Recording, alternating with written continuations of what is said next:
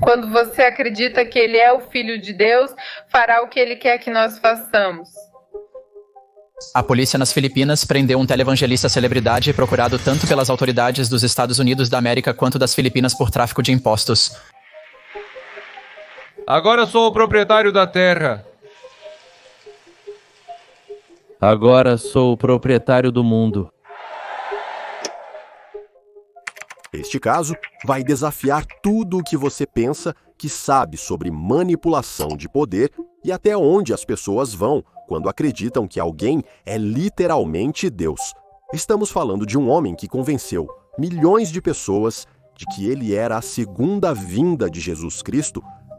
Um homem que construiu um império religioso no valor de centenas de milhões de dólares e tinha presidentes na descagem rápida. Um homem que afirmava poder parar terremotos com sua mente e controlar o clima com suas orações. Mas aqui está o ponto crucial. Quando o FBI finalmente o alcançou, eles colocaram uma recompensa de 5 milhões em sua cabeça. 5 milhões de dólares. Esse é o mesmo valor que eles oferecem por terroristas internacionais. Espere, então eu acabei de verificar novamente e parece que isso não é verdade. São apenas boatos circulando. Mas havia uma recompensa de 10 milhões de pesos oferecida nas Filipinas.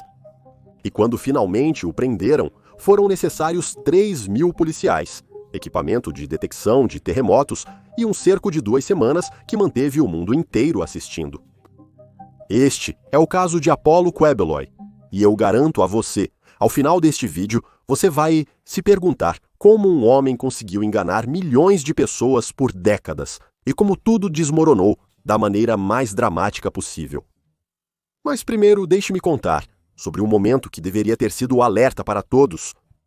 Dezembro de 2019, um comediante filipino chamado Vice Ganda está fazendo seu show na ABS-CBN, a maior rede de televisão nas Filipinas.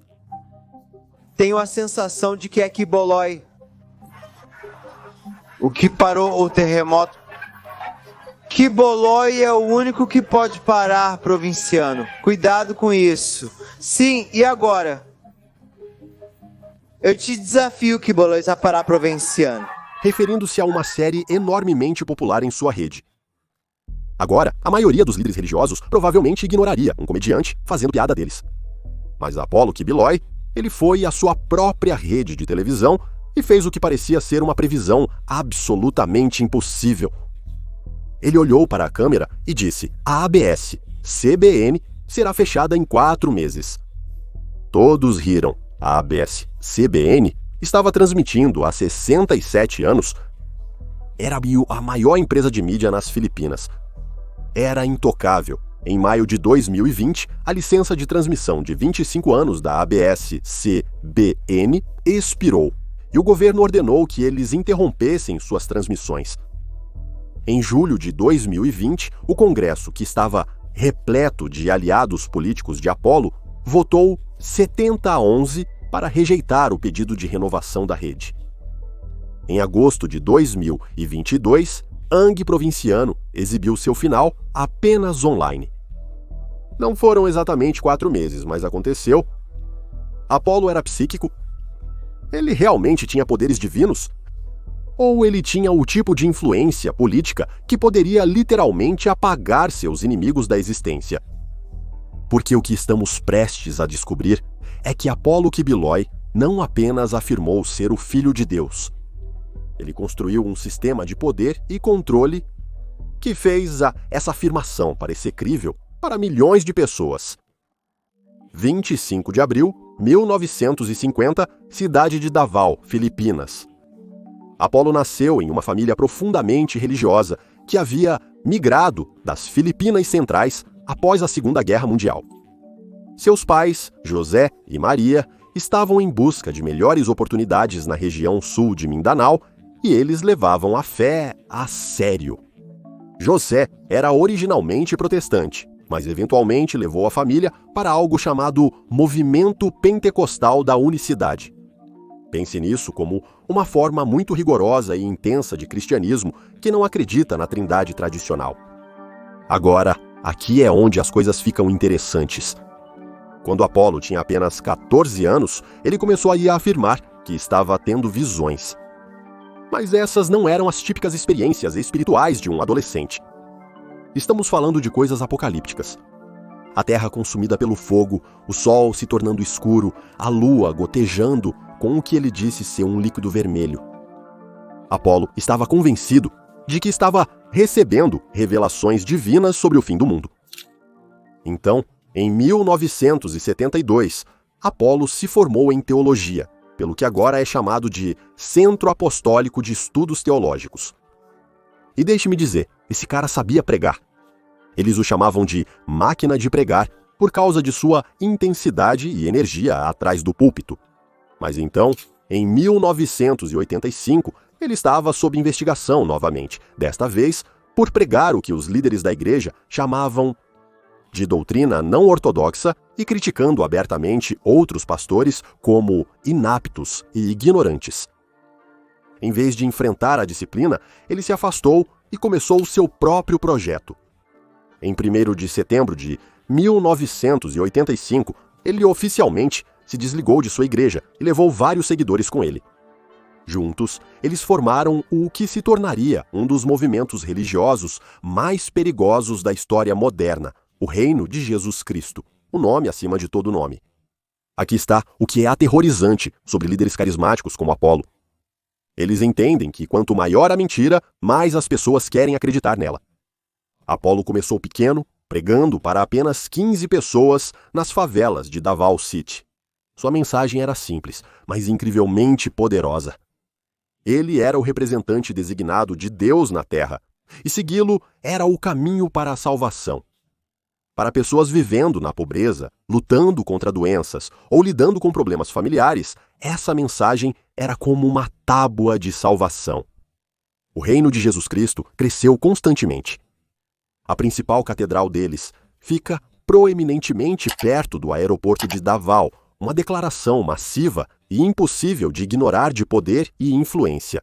Hoje, a igreja afirma ter cerca de 4 milhões de seguidores nas Filipinas e 2 milhões no exterior, embora esses números sejam impossíveis de verificar e provavelmente inflacionados. Mas Apolo não estava satisfeito apenas em ser um líder religioso. Ele queria construir algo maior, um império multimídia que espalharia sua influência muito além das paredes de sua igreja. No ano 2000, ele fundou a Faculdade José Maria, oferecendo educação desde o ensino fundamental até programas especializados em medicina e direito. Pense nisso por um segundo.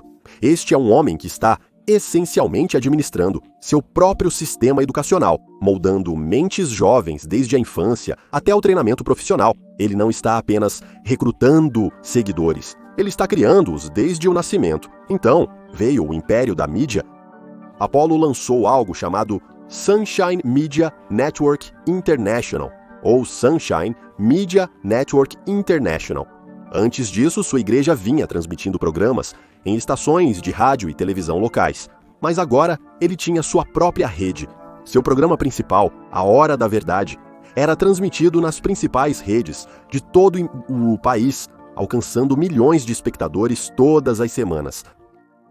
Por volta de 2007, sua organização estabeleceu escritórios na Califórnia e no Havaí, estabelecendo-se como organizações sem fins lucrativos registradas nos Estados Unidos.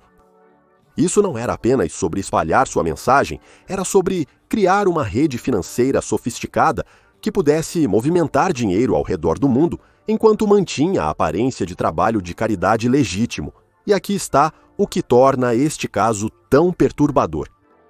Enquanto Apolo estava construindo este império de influência e riqueza, ele também estava construindo algo totalmente diferente, um sistema de controle e exploração que eventualmente chamaria a atenção do FBI e levaria a algumas das acusações de tráfico mais graves. Mas antes de chegarmos a isso, preciso te contar sobre os primeiros sinais de que algo estava seriamente errado. Ramin 2004. Quando uma mãe entrou com um processo, essa mulher acusou a igreja de Apolo de, essencialmente, manter sua filha de 19 anos em cativeiro depois que ela se juntou ao reino de Jesus Cristo. De acordo com o processo, os membros da igreja confiscaram o passaporte da garota, isolaram-na de sua família e cortaram todo o contato externo. Se isso soa como um comportamento clássico de culto para você, é porque realmente é. O caso foi eventualmente resolvido de maneira discreta, com o tribunal basicamente dizendo que, como a filha era adulta, ela não poderia ser forçada a sair se não quisesse. Mas olhando para trás agora, sabendo o que sabemos sobre como a organização de Apollo operava, esse processo provavelmente foi apenas a ponta do iceberg. Mas foi o que aconteceu em 2008 que realmente mostrou até onde Apollo estava disposto a ir para conseguir o que queria. Apollo tinha seu olho em um pedaço de terra ancestral em Davao que pertencia a um líder tribal chamado Dato Domingo de Arog. Apollo queria essa terra para algo que ele chamava de seu complexo Montanha da Glória. E ele ofereceu a Diorog cerca de 20 mil pesos por isso, que era basicamente troco de bolso comparado ao que a terra realmente valia. Quando Diorog recusou-se a vender, as coisas ficaram feias rapidamente. De acordo com relatórios, a equipe de Apollo, liderada por um oficial local chamado Greg Canadá, começou a assediar a família de Diorog. Eles supostamente incendiaram sua fazenda 3 vezes. Havia até rumores de que Canadá tentou subornar os próprios sobrinhos de Diorog, oferecendo-lhes dinheiro para eliminar o tio. Então, em 29 de abril de 2008, às 10h30 da noite, um grupo de atiradores invadiu a casa de Diorog no topo da colina e abriu fogo. Datu Domingo Diorog foi atingido por balas no peito e na cabeça e perdeu a vida. Sua esposa Emily foi baleada na perna, mas sobreviveu. 4 de seus filhos ficaram feridos, incluindo sua filha, de 4 anos, Mimi. Mas, felizmente, nenhuma das crianças faleceu. Toda a aldeia fugiu após o ataque e, claro, o valor da terra caiu drasticamente. E adivinha o que aconteceu em seguida? A igreja de Apollo construiu seu complexo bem na antiga terra de Diorog, completa com guardas armados patrulhando a propriedade. Quando as pessoas acusaram Apollo de ser o mentor do ataque, ele riu, chamando as acusações de infundadas. Enquanto isso, grupos rebeldes locais o culpavam abertamente, dizendo que ele havia colocado uma recompensa na cabeça de Dairog. Apollo negou tudo, mas o padrão já estava claro. Quando Apollo Kibiloy queria algo, as pessoas que se colocavam em seu caminho tinham a tendência de desaparecer ou encontrar fins infelizes. E isso era apenas o começo do que Apollo era capaz de fazer quando tinha poder real. E isso nos leva à relação que tornou Apollo praticamente intocável por décadas.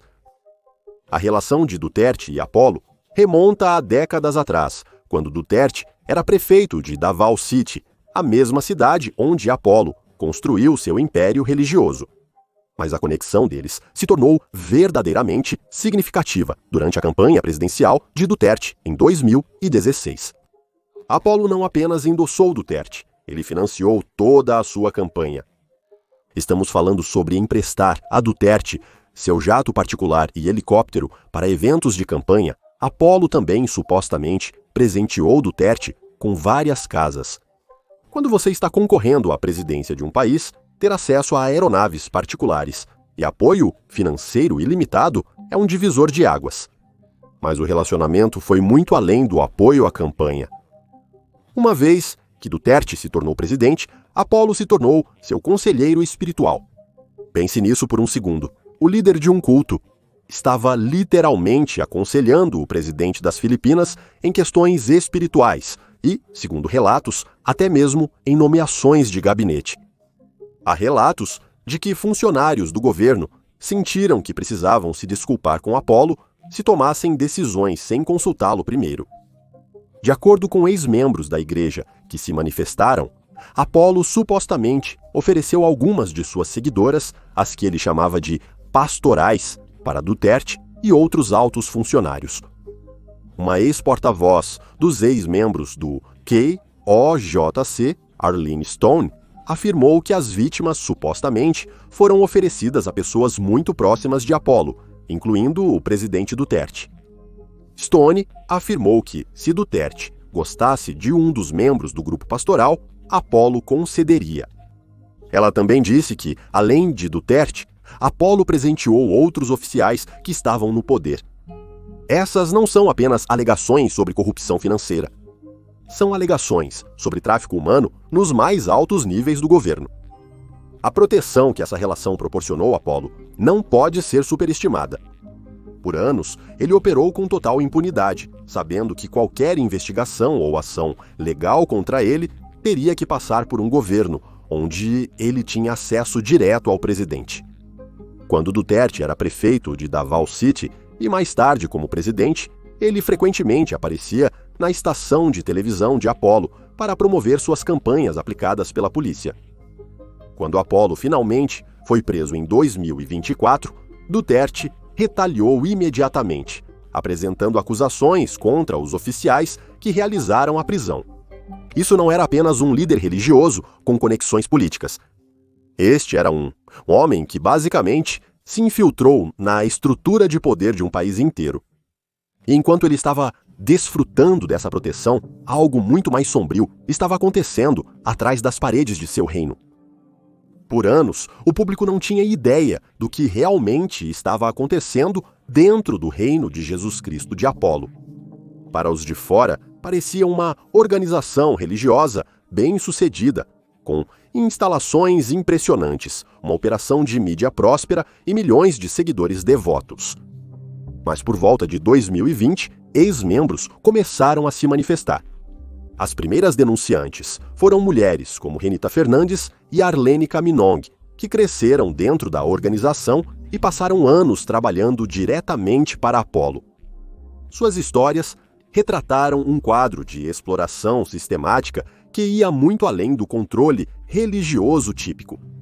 Renita Fernandes descreveu como cresceu na igreja e foi colocada para trabalhar como arrecadadora de fundos com cotas rigorosas que tinha que cumprir. Quando não conseguia trazer dinheiro suficiente, ela perdia seu status e importância dentro da organização. Mas isso era apenas o começo do que essas mulheres experimentaram. Arlene entrou para a igreja quando tinha apenas 15 anos. Ela começou arrecadando fundos, mas eventualmente se tornou o que Apolo chamava de pastoral, um título que soava espiritual. Quando eu estava lá pela primeira vez, o primeiro dever que eu tinha era servir este espiritual frio. Eu trazia comida para eles, lavava todas as suas roupas, incluindo suas roupas íntimas, limpava seus quartos e então, à noite, eu fazia massagens neles até que estivessem satisfeitos e me dissessem: ok, agora você pode dormir. Durante esse tempo, enquanto eu estava massageando-os, a coisa estranha que me marcou é que 2 deles me fizeram a mesma pergunta se eu ainda era virgem. Eu era jovem, eu era como sim, eu não tenho nenhuma experiência com homens, porque eu tinha 15 anos quando conheci o ministério. Eu tinha 16 anos quando me juntei como trabalhadora em tempo integral. Então eles me introduziram para me tornar pastoral. Eu trazia comida para o pastor Kibuloi. Eu lavava as roupas dele, passava as roupas dele. Sabe, tudo que está relacionado a ele, essa era a minha função.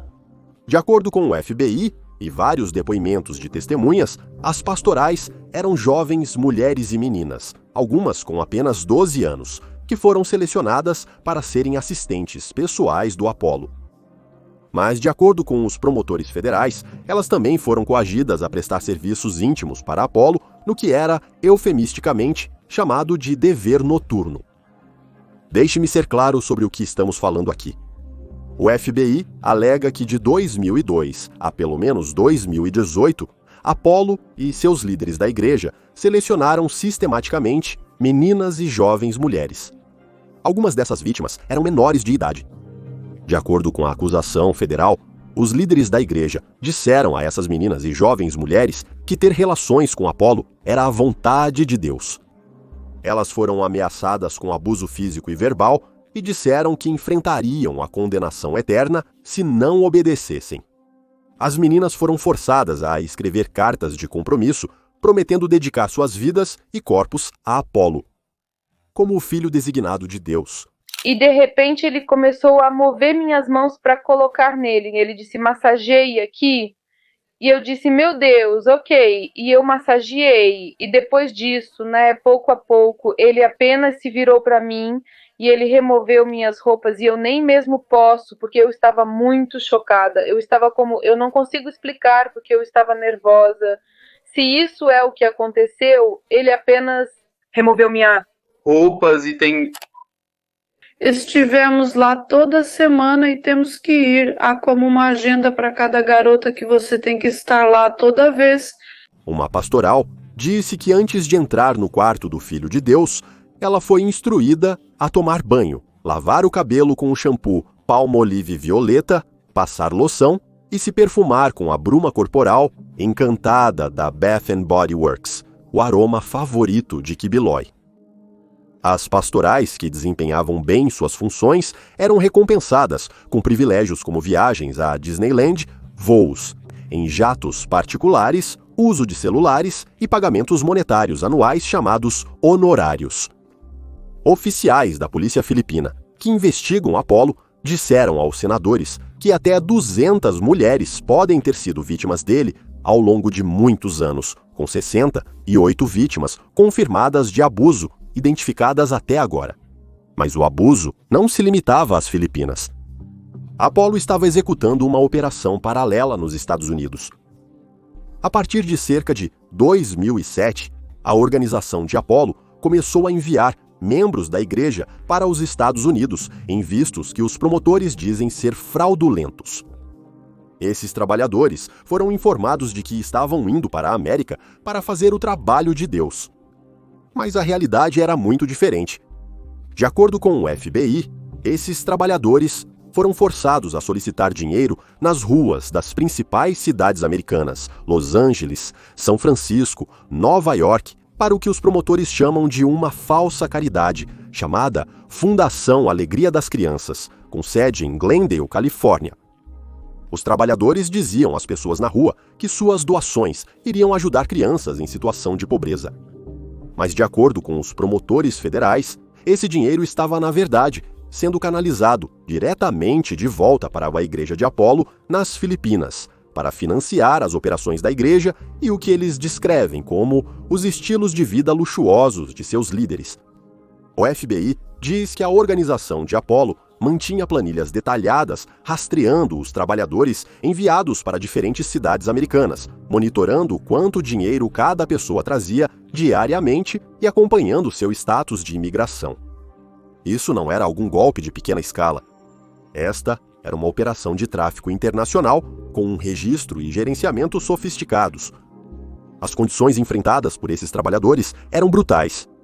De acordo com a acusação federal, eles foram forçados a trabalhar muitas horas, muitas vezes dormindo em carros durante a noite, sem acesso normal a medicamentos ou roupas adequadas. Quando não conseguiam atingir suas cotas de arrecadação, enfrentavam punições e abusos. Muitos desses trabalhadores tiveram seus passaportes e documentos de imigração confiscados pelos líderes da igreja. Alguns foram forçados a casamentos falsos com outros trabalhadores da igreja para ajudá-los a permanecer nos Estados Unidos durante todo o ano. Outros foram colocados em vistos estudantis fraudulentos, com a igreja pagando suas mensalidades como uma cobertura para seu verdadeiro propósito. O dinheiro que esses trabalhadores arrecadaram voltou para as Filipinas de várias maneiras. Às vezes eram transferências bancárias. Às vezes, os trabalhadores levavam dinheiro em espécie. Até 9.000 enrolados em meias em sua bagagem. Mas às vezes, as quantias eram muito maiores.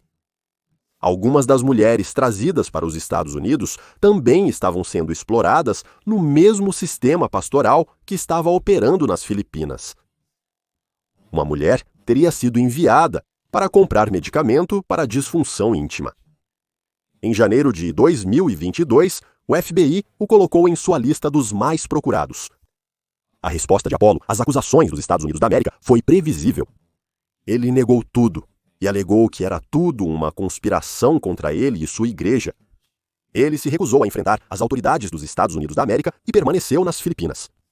Enquanto Apollo lidava com acusações do FBI e pressão internacional, as coisas também estavam esquentando internamente.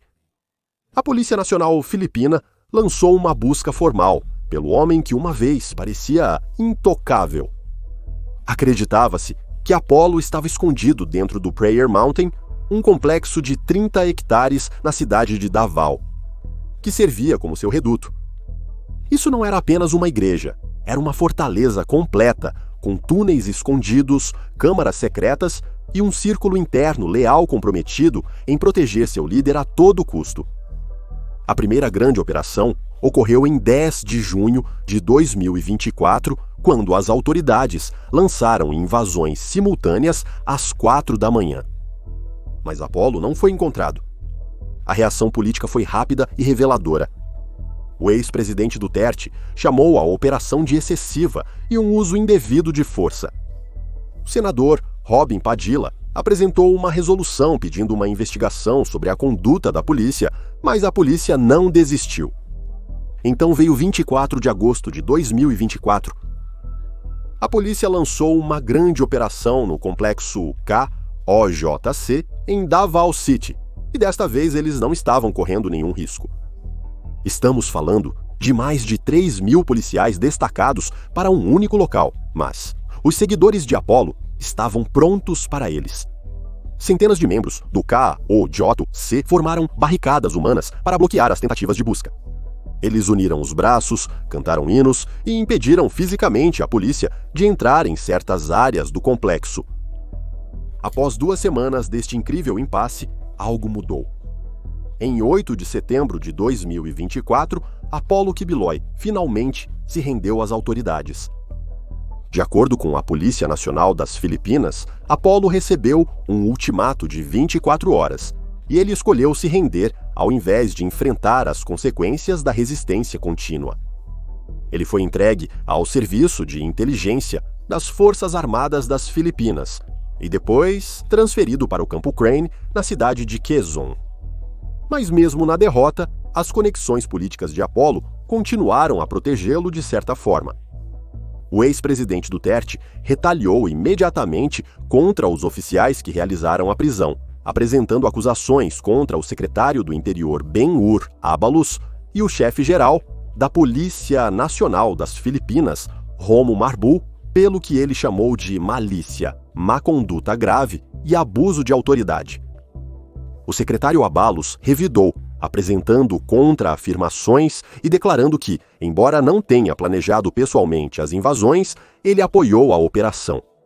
Enquanto Apollo estava na prisão, enfrentando acusações de tráfico e abuso, ele decidiu se candidatar ao Senado filipino. Sua campanha foi oficialmente lançada em 11 de fevereiro de 2025 da prisão. Sua plataforma se concentrou em combater a corrupção e aumentar a segurança nacional.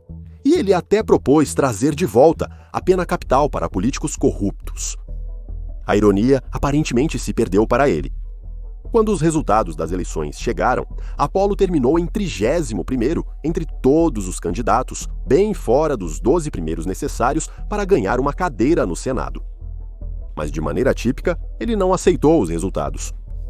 Ele pediu uma recontagem manual, alegando problemas com excesso de votos, erros na leitura das cédulas e outras irregularidades.